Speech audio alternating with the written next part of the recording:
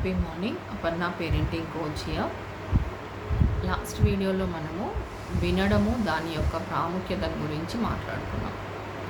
అంటే ప్రేమికులుగా ఉన్నప్పుడు ఒకరి గురించి ఒకరు మాట్లాడుకునేటప్పుడు ఎంతో ప్రేమతో గంటలు గంటలు మాట్లాడుతూ ఉంటారు. టైం తెలియదు అసలు వాళ్ళు మాట్లాడుతూ ఉంటే. ఒకరు చెప్పే మాటలు ఇంకొకరు శ్రద్ధగా వింటారు.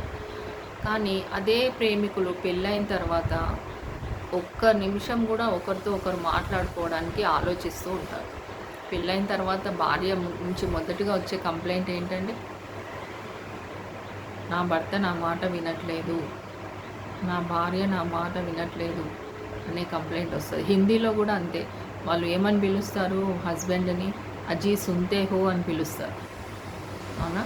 అంటే వినడం అనేది పిల్లలకే కాదండి, పెద్దవాళ్ళకి కూడా వాళ్ళ రిలేషన్షిప్ మెయింటైన్ చేయాలి అంటే వినడం అనేది అంత ఇంపార్టెంట్. వినడం అనేది చాలా ముఖ్యం. ఎప్పుడైతే మనం వినడం మొదలు పెడతామో మనల్ని కూడా ఇంకొకరు వినడం మొదలు పెడతారు. అలాగే ఒక చిన్న సందర్భం తీసుకుందాం. ఇక్కడ కపిల్ శర్మ షో అని వస్తుందండి ఒకటి సోనీ టీవీలో. అయితే ఆ కపిల్ శర్మ షోలో ఒకసారి ధర్మేందర్, సన్నీ డియోల్ వాళ్ళ కొడుకు, ధర్మేందర్ తెలుసు కదా, ధర్మేందర్ వాళ్ళ కొడుకు సన్నీ డియోల్ ఇంటర్వ్యూకి వచ్చారు. ఇంటర్వ్యూకి వచ్చినప్పుడు మీ రిలేషన్షిప్ గురించి అడిగితే అప్పుడు సన్నీ డియోల్ ఏం చెప్పాడంటే, నాన్న ఎప్పుడు కూడా నన్ను ఫ్రెండ్లీగా ఉంటాను, నేను నీతో ఫ్రెండ్లీగా మాట్లాడతాను, నాతో ఒక ఫ్రెండ్ మాట్లాడినట్టు మాట్లాడు అని అంటారు. కానీ ఎప్పుడైతే నేను మాట్లాడడం స్టార్ట్ చేస్తానో అప్పుడు ఎంబడే డాడీ అయిపోతాడండి మా నాన్న అని చెప్తాడనమాట.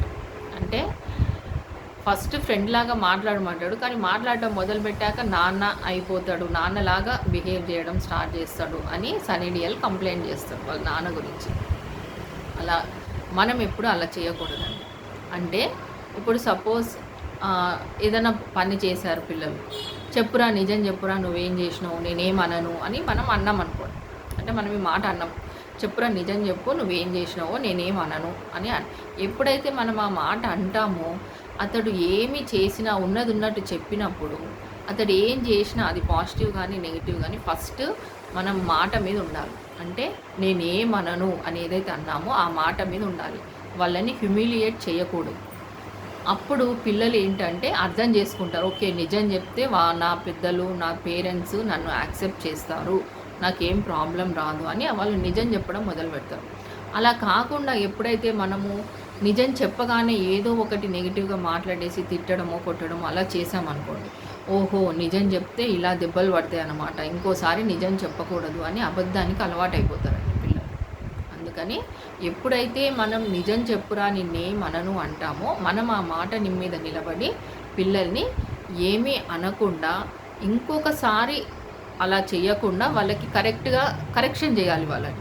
కరెక్ట్గా వాళ్ళకి ఒక అడ్వైస్ కానీ ఒక సజెషన్ కానీ ఇవ్వాలి. ఇలా కాదు బిడ్డ ఇలా చేయాలి అని చెప్పాలి.